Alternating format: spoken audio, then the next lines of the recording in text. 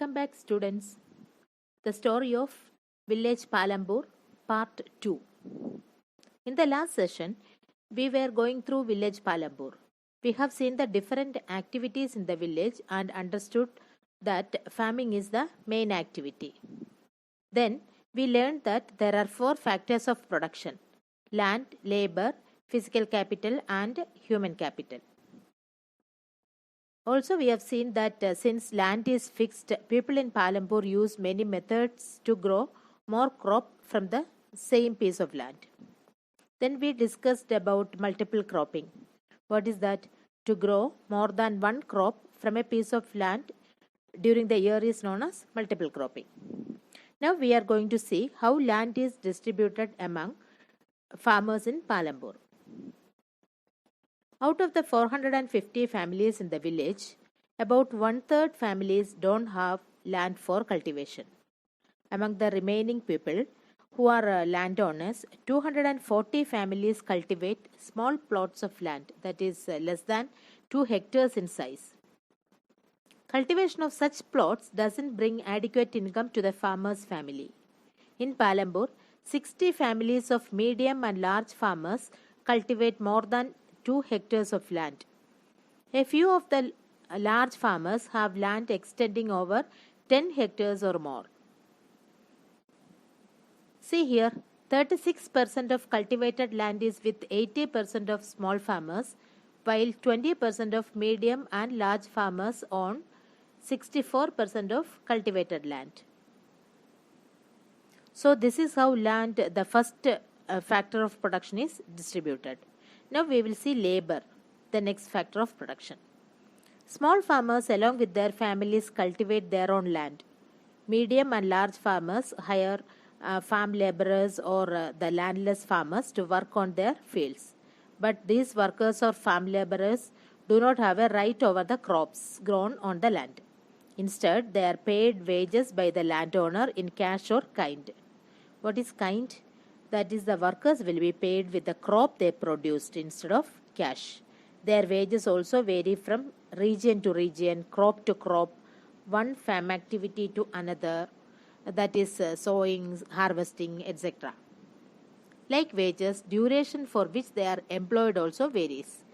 A farm laborer might be employed on a daily basis or for one particular farm activity like harvesting, or for the whole year also. Now we will see the third factor of production. After land and labor, capital is required for production activity.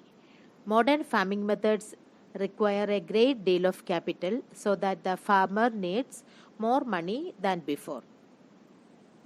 Most of the small farmers borrow money from large farmers or money lenders. The rate of interest on such loans is very high.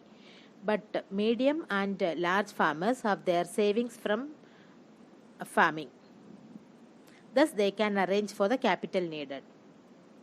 How do they do this? A medium or large farmer retain a part of the crop for the family's consumption and sell the surplus crop.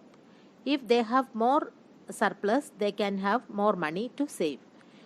Later, these savings are used for lending to small farmers or as capital for the next season. Among the 3 factors of production, labor is the most abundant factor of production and land and capital are scarce. The basic difference between land and capital is that land is a natural resource whereas capital is man-made. It is possible to increase capital whereas land is fixed.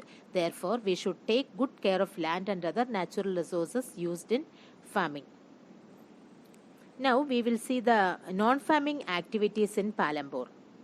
Only 25% of the people working in Palambur are engaged in activities other than agriculture. First one is dairy.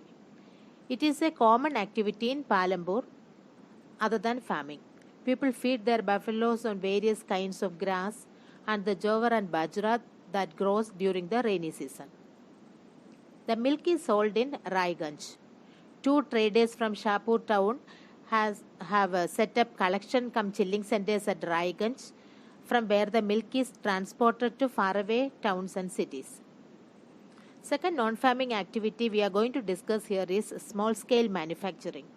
Less than 50 people are engaged in manufacturing in Palambur. Here, manufacturing involves very simple production methods and are done on a small scale. They are done at home or in the fields with the help of family members. Very rarely only outside labor is sought. Third non-farming activity is shopkeeping.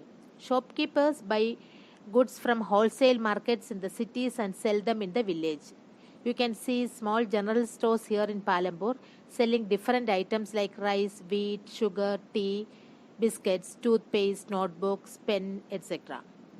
In Palambur, a few of the families whose houses are close to the bus stand use part of their house as open small shops selling eatables. Fourth non-farming activity of Palambur is transport. There are a variety of vehicles on the road connecting Palambur to Raiganj.